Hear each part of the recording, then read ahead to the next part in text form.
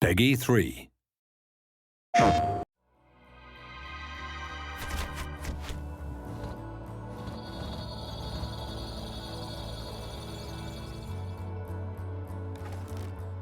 When we first found out about PlayStation 4 and the features of the platform, we were really pleasantly surprised that they completely synced up with what we had in mind for Drive Club. It was almost a perfect storm, if you like. We had this desire to return back to realistic racing. We had this new hardware platform. It was just nice to finally align with both the platform and our own desires as a studio and try and kind of bring that game to life.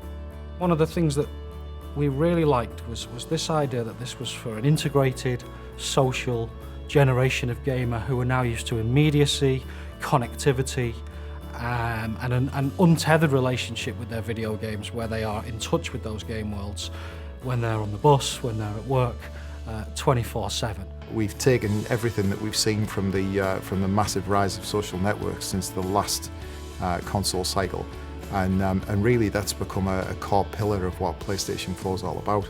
So, you know, Drive Club really works on that level better than anything else you've ever played. We wanted to create a community, a genuine, living, breathing community. So when it came to looking at how we tackle that from a Drive Club perspective, you know, what did community mean to us? It meant that you had to have the ability for players to race both competitively but also collaboratively. And if they're going to collaborate, they've got to be together in a club. You know, they have to be a team of racers. Within Drive Club, there will be a range of social connections. So you'll immediately be able to see all of your PlayStation Network friends, but then you'll also be able to see all of your friends and their connections within inside the game. So you'll be able to see how your friends are connected to other people. But we'll essentially make it very easy using the social connection feature to be able to find the perfect club for yourself.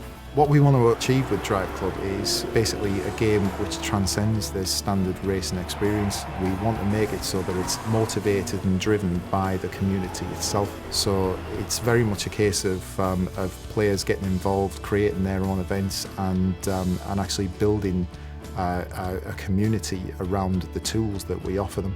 So at the core of Drive Club, you have the ability to, anything that you do in the game, any time that you set, any score that you set, you can bundle that up as a challenge and then send it to friends, club mates, even complete strangers. You know, you can pass this data on to them and say, look what I did, I dare you to beat it. Challenges are not just to send and forget.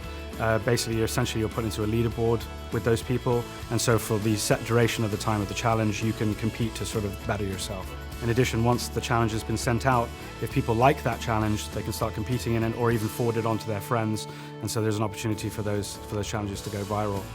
One of the key ways the PlayStation 4 really enhances the multiplayer experience in Drive Club is the fact that every single section of every one of our tracks, our real-world kind of breathtaking, beautiful vistas, has data that can be turned into challenges for the best times, the best drift settings, the best 0 to 60 records on every straight, on every bend, on every turn, every piece of camber, every surface type has data that can be turned into challenges which can then be sent to others. That's only achievable on this console with this brilliant new emphasis on connected gameplay.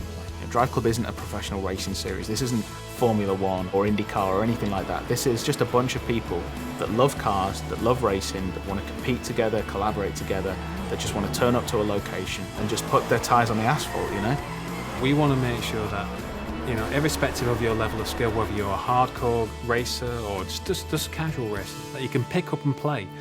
But it has those layers of depth inside there, so if you are a skilled player, you can shave off those tenths of a seconds per lap. But if you are a casual player, you can pick it up and play and still post a good lap time. We want people to be able to pick up the car and go, this is fun, I can tell the difference between that car and get around this corner, look at me drift, isn't it brilliant? You know, we've just expanded the model to the point where it's easy access, but difficult to master.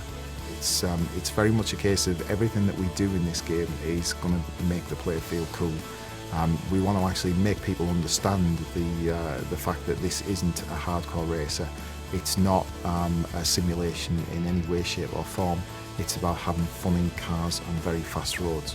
And of course, you know, being able to actually send out that information and by cool videos, screenshots, and even sharing it to things like Ustream and the like is absolutely integral to that.